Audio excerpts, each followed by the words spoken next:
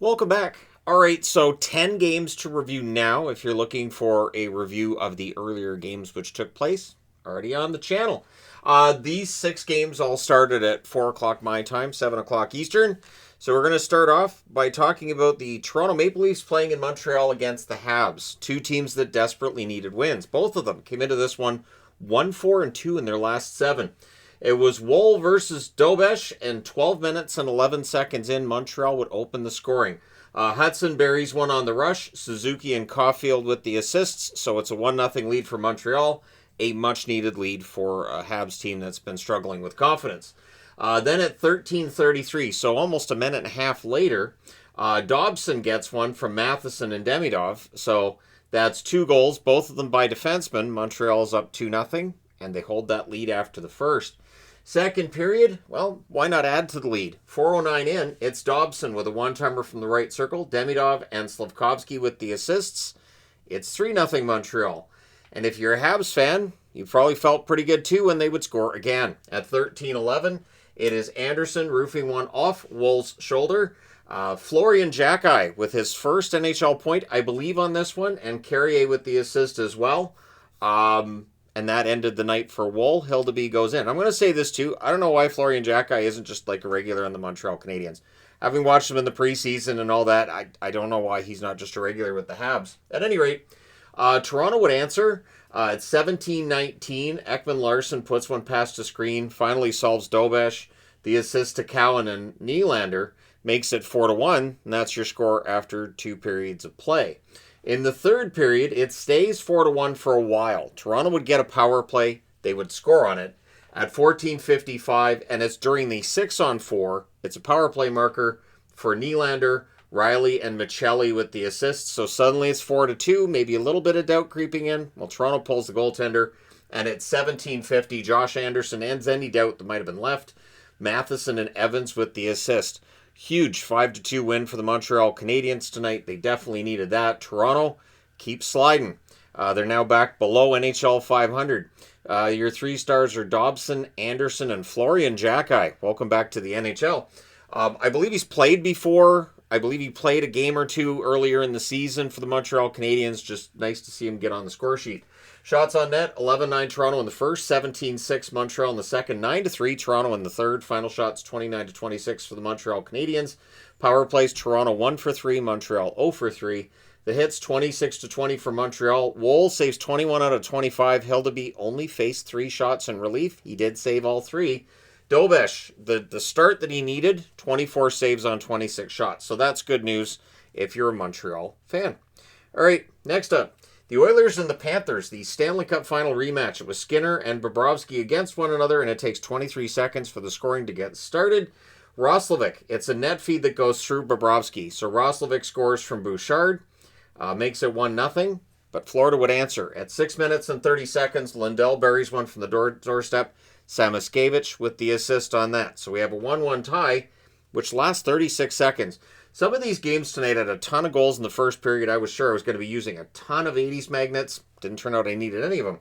At any rate, at 7:06, Roslovic goes short side from the side of the net. Bouchard with his second assist of the first period, and both of them on Roslovic goals. It is 2-1 in favor of the Edmonton Oilers.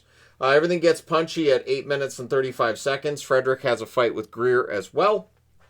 Then at 13:58, Ekholm makes it 3-1 for the Edmonton Oilers. The assist to Henrique and Nurse, and the Oilers would hold that lead after the first period. In the second, it stays 3-1 until 6:45. Podkolzin ends Bobrovsky's night, so in goes Tarasov. The assist to Draisaitl and Bouchard. Florida does kind of start a comeback here. At 10:04, it's Samoskevich from Balinskis and Bennett. Florida would then get a power play that they would score on, and it's Reinhart. So Reinhart gets the power play marker, the assist to Lundell and Marchand at 13:30. All of a sudden, it's 4-3. So a little bit of tension in this, a little bit of everything. Florida had 20 shots in that second period, so they did a lot. Third period with 8:51 left, the Florida Panthers get a power play. Edmonton kills that off. And it was one of those Western Canadian teams. Yeah, Edmonton kills that off. Eventually, Florida pulls the goaltender, and at 17:20, McDavid hits the empty net just after Tarasov left the ice. Ekholm with the assist. The Florida Panthers pull the goaltender again, and Savoy hits the empty net at 17:47. Your final score in this one, 6-3 for Edmonton. 3 stars, Roslovic, Samoskevich, and Bouchard. Shots on net, 13-8 Edmonton in the first, 20-11 for Florida in the second, and 10-7 Florida in the third.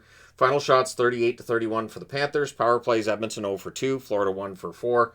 The hits, 30-20 for Florida. Skinner saves 35 out of 38. Nice bounce-back game for Skinner. Bobrovsky, he's had some rough games this year. 13 saves on 17 shots. He always bounces back, though. Tarasov saved all 12 shots he faced in relief. So, entertaining game, and we'll see what happens in the rematch. New Jersey and Philadelphia. Allen versus Vladar in this one. It's scoreless until 7:37, and it is New Jersey opening the scoring. Meyer buries his own rebound from the doorstep. The assist to Bratt and Hischier, so 1-0 lead on the road for New Jersey. Does not last. At 9 minutes, Cates deposits a rebound from the side of the net. Zamula and Konechny with the assists, and the floodgates would open. At 12:06, Michkov goes 5-hole on a breakaway. Couturier with the assist. They enjoyed that so much that 9 seconds later, they scored again. It's Forrester with a one-timer and a cross-ice pass. Cates and Konechny with the assists. And then 17 seconds later, it is Forrester again. It's a wrister from the right circle. It's only the 7th shot of the game. It's the 4th goal, and I put oof because I felt like that should have been a save for Jake Allen. Cates and Sealer with the assist on the 2nd goal by Forrester. Everything gets pushy with 1 minute and 34 seconds left. The Devils come out of that with a power play, but it's 4-1 for the Devils, or for the Flyers after 1. Second period, after killing off the penalty, Flyers, well, they would add a goal just past the halfway mark of the second period. At 11:42, it's Brink with a wrister from a distance on a turnover. Couturier with the assist. It was a nice shot, but again, Allen, it just wasn't his night. New Jersey would answer, though, at 16:16. It's a cross-ice pass and in. Hischier with the goal. Luke Hughes and Jesper Bratt with the assists. And so that makes it a little bit closer at 5-2. That would be your score after 2 periods of play. In the third, New Jersey was playing really well. They were controlling the action, and eventually they get a goal at 13:25. It's Hischier. It's a screenshot tipped in. Nemitz and Bratt with the assists. So the comeback, is the comeback coming? Not really. At 15:21 on a breakaway. Zegras, the last guy in the NHL you want to face on a breakaway is Trevor Zegras. The assist to tip it makes it 6-3. That would be your final score. The Flyers with a big victory over New Jersey Devils, who've been sliding since the loss of Jack Hughes. Your 3 stars in this one, Forrester, Cates, and Vladar. Shots on net, 10-9 Philadelphia in the first, 13-10 New Jersey in the second, 13-9 New Jersey in the third. Final shots, 35-29 for the Devils. Power plays, the Devils 1 for 2, Philadelphia 0 for 4. The hits, 28-23 for New Jersey. Jake Allen saved 23 out of 29. Vladar saved 32 out of 35. After allowing a goal early in the game, Vladar was very good in this one. So, there you go. All right, next up. Seattle and Pittsburgh. Grubauer versus Murashov. In that first period, there was 1 power play for Seattle. There were 3 for the Penguins. Grubauer, really strong start in this one. He's the reason this one's scoreless after the first. Grubauer had a really good game. Then, in the second period, very early on, 1:24 in, Marchment, wrister from the left circle on a turnover. So turnover, it's in the back of their net. It's 1-0 Seattle. Up until 16:16. Grubauer comes out of the net. He turns it over, and Crosby ends up scoring from Dewar at 16:16 to tie the game at 1. So that's your score after 2 periods of play. Then in the third, the Penguins get their first lead of the game at 5:56. During a power play, Malkin buries a loose puck in the crease. Kindle and Crosby with the assists. Pittsburgh with a lead that lasts until 12:36. It's Beniers roofing one from the right circle. Marchment and Evans with the assists. So we have ourselves a 2-2 tie. We would go to overtime. The Penguins would win the opening face-off. They had opportunities. Grubauer stands on his head a little bit during this whole game, and Montour rewards him at 4:08 by getting the game winner. The assist to Goudreau and Evans. Seattle with a big 3-2 overtime victory in Pittsburgh. So Pittsburgh now 0-1-1 coming out of the games in Stockholm, but they were much better tonight than they were against Minnesota, so they're getting there. 3 stars are Montour, Crosby, and Beniers. Shots on net, 9-3 Pittsburgh in the first, 13-12 Pittsburgh in the second, 8-5 Pittsburgh in the third, and 2-1 Pittsburgh in the overtime, although Seattle had the shot that matters. Final shots, 32-21 for Pittsburgh. Power plays, Seattle 0 for 2. Pittsburgh 1 for 4. The hits, 22-16 for Seattle. Grubauer saves 30 out of 32, and Murashov saves 18 out of 21. So, good entertaining game, and in the end, Seattle comes out of it with the 2 points. All right, next up. Tampa Bay and Washington, Johansson versus Thompson, and early on the scoring gets going. And honestly, there was a lot of scoring early in these games. It was kind of hard to keep up with, even though I just do the goal magnets now, and all I kept saying was, I'm really glad I'm not doing the notes. So at 106, sort of buries one from the doorstep. Wilson and Ferravari with the assists. So there's your leading goal. Then Washington gets a power play, which Tampa scores on. It's Hagel putting one through Thompson on a rush. Sorelli and Chernak with the assist. That's at 2:53. Then we end up with a power play for Tampa, so they score on that as well. Bjorkstrand buries a rebound that came off the post, and it's only the second shot on net, too. The assist to Kucherov and Radish at 5:21. Kucherov would get hurt later on in this period, but we're not there quite yet. At 11:36, it becomes a 3-1 lead for Tampa. Hagel scores from Kucherov and Mosier, and then at 18:19, Kucherov makes it 4-1. He puts it through Thompson on a breakaway. Hagel and Dastus with the assists. I don't know how many of these Thompson's, necessarily on the hook for as being his fault, but Lindgren would take over the net with the score 4-1 for Tampa, and it stays 4-1 after one. Second period. Everything gets punchy at 1 minute and 12 seconds. The Capitals come out of that with a power play, which Tampa kills off.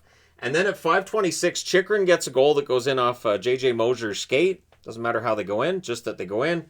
Makes the score 4-2.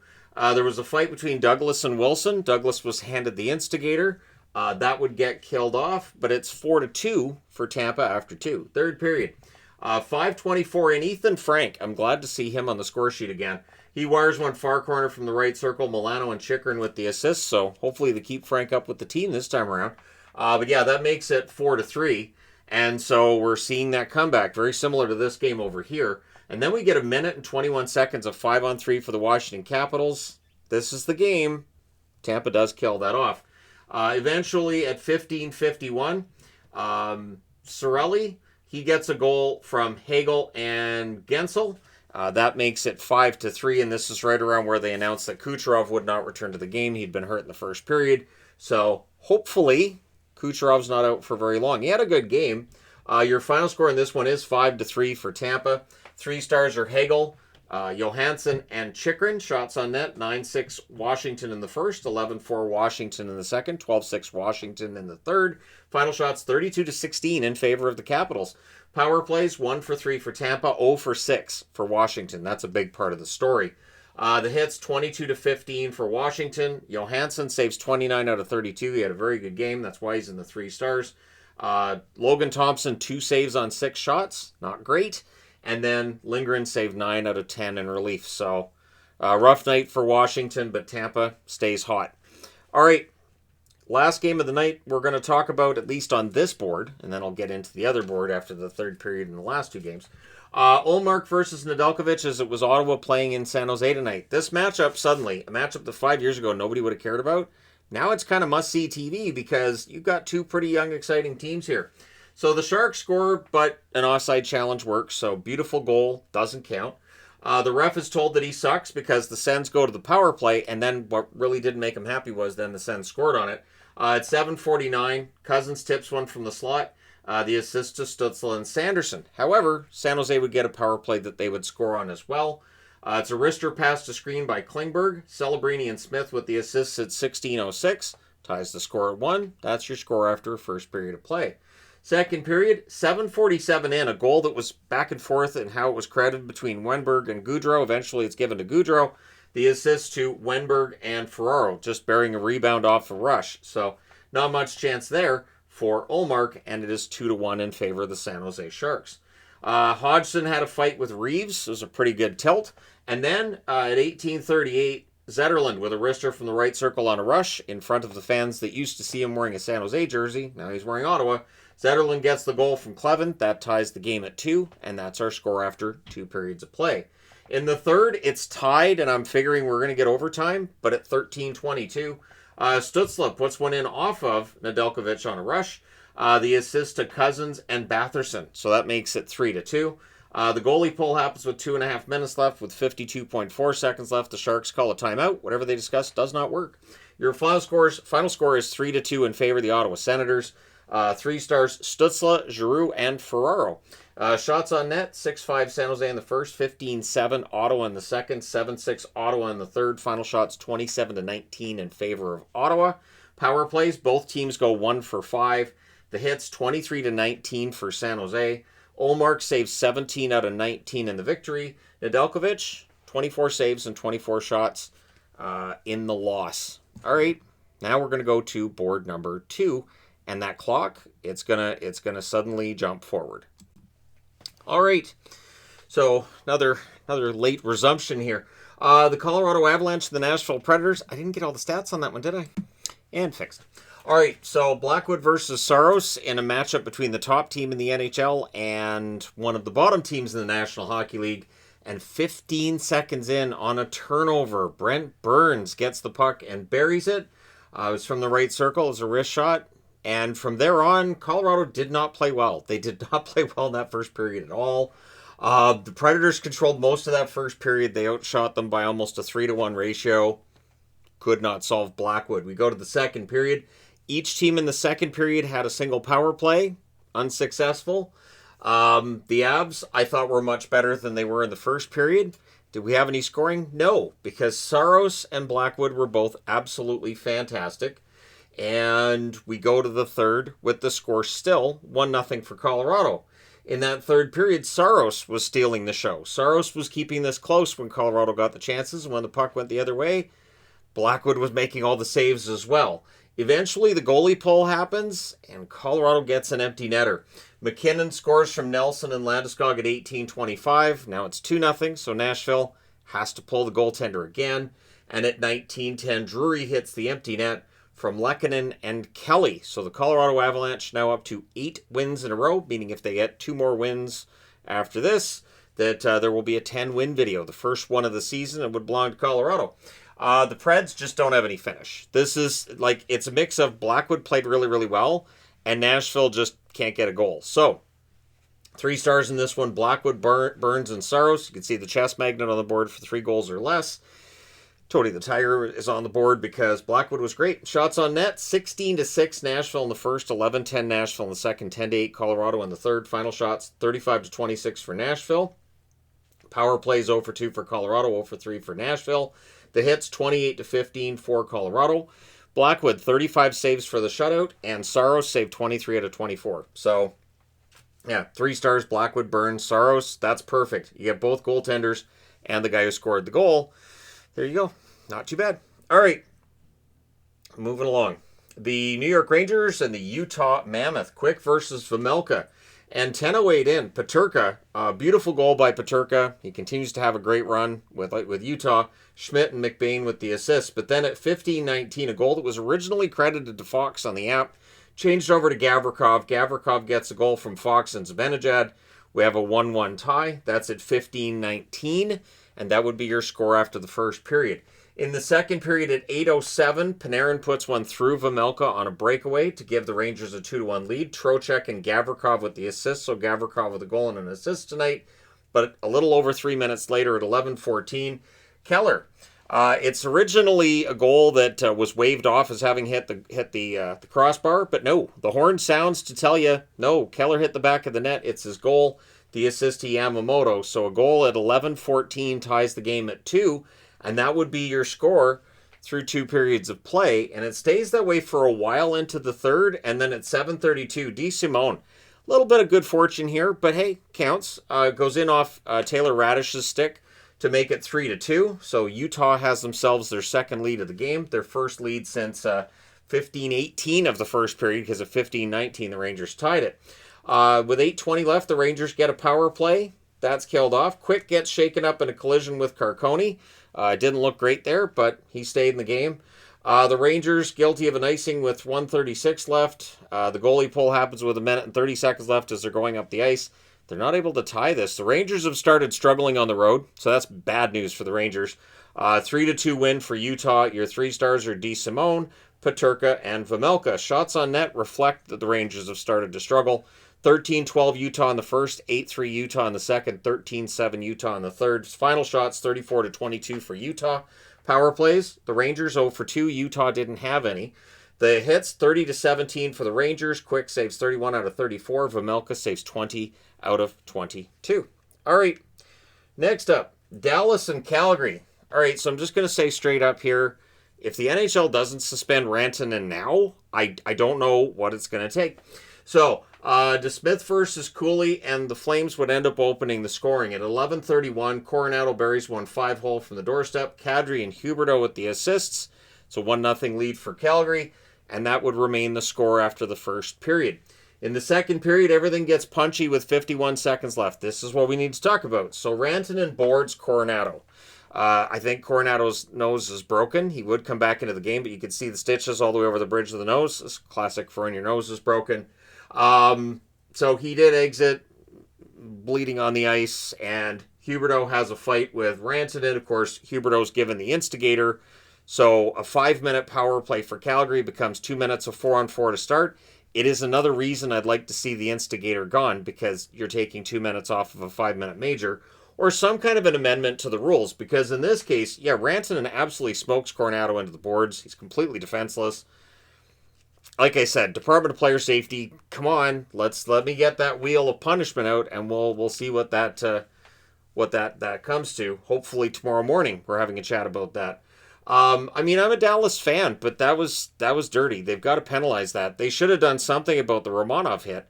And I understand the Romanov hit, they looked at and said, well, you know, Romanov, maybe it's not that guilty. There was 27 seconds left in the game. It means that his 5 in a game was actually 27 seconds. With all the penalty minutes Rantanen got here, he is now leading the league in penalty minutes. So there you go. But it's 1-0 Calgary after 2 periods of play. Third period, during that 3 minutes of power play time, at 1:48, Farabee scores from Anderson and Kadri, so it's a power play goal. Then we get 18 seconds of 5-on-3 not long after that. Everything's killed off there. And then at 6:43, Robertson puts one through Cooley from the left circle. The assist to Sagan and Capobianco. I think that's Capobianco's first point of the year. Makes it 2-1. Then late in the game at 16:53, it's a wrister from the slot. Rope Hintz scores from Robertson. And that's one that Cooley would probably want back. It ties the game at 2. Then with 2:26 left, we get a delay game call, so the Stars go to the power play. Then we get a minute and 23 seconds of 5-on-3 as Johnny Beecher goes to the box. So that runs us to the end of the third period. We go to overtime. In the overtime, the Stars control early, but the Flames do finish the kill. We play a lot of that overtime 4-on-4. And nothing's settled. So we go to the shootout, and the shootout's not settled till the 4th round, where Nazem Kadri gets what would be the game winner. It's a 3-2 shootout victory for the Calgary Flames. Your 3 stars, Coronado, Robertson, and Cooley. Devin Cooley's been fantastic for Calgary. Shots on net, 13-7 Dallas in the first, 18-8 Calgary in the second, 8-7 Dallas in the third. Both teams had a shot in overtime. Neither of them could find the net. Final shots, 33-30 for Calgary. Power plays, 0 for 4 for Dallas, 2 for 6 for Calgary. The hits, 17-15 Calgary. DeSmith saves 31 out of 33, and Cooley, 28 saves on 30 shots. So if we don't hear anything from player safety tomorrow, I kind of give up. All right, Vegas and the Anaheim Ducks. So Schmid versus Dostal in this one, and this was not a goaltending clinic early on. So 3:25 in wasn't a defense clinic either. On their second shot, Vegas would score. The point shot fools, I put Dostal. It fools Schmid, so I apologize for that. Eichel with the assist on that, so it's a 1-0 lead in favor of the Vegas Golden Knights. Then at 4:37, oh no, it does fool Dostal. It's 1-0 Vegas. Theodore from Eichel. Trust your notes. Bad hockey guy. Or good hockey guy, bad reading it back guy. 4:37 in, Vegas makes it 2-0. It's a goal credited to Bowman. He buries it from the doorstep. Barbashev and Whitecloud with the assists. So Vegas is up 4.5 minutes into this game, 2-0. And all I could think was, oh, could this be one of those nights? Vegas goes into Anaheim and puts a stomping on them. No. Anaheim would answer. At 7:43, Lacombe with a one-timer from the point makes it 2-1. Seneca and Gauthier with the assists. I think Lacombe's been playing well. I'm glad the numbers are finally backing that up. Then they would tie it at 8:17. And this threw me off because these goals were so back-to-back that I was writing down the Zellweger goal on this goal because I was like, wait, wasn't that Lacombe? And then I look, oh, they scored again.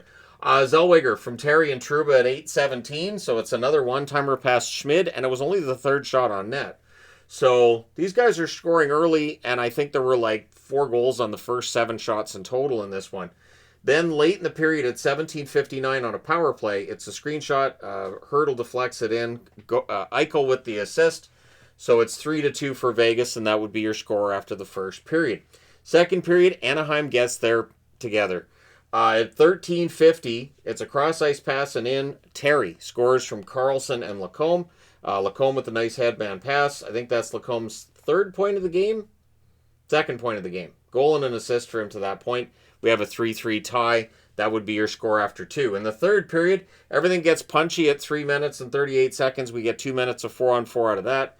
In the final minute, Barbashev had a great rush chance, which is just absolutely denied by Dostal. We're going to overtime.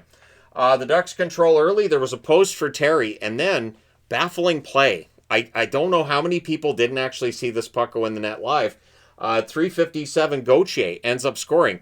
Marner's trying to headman the pass. I think it was Dorofeev he was trying to pass it to.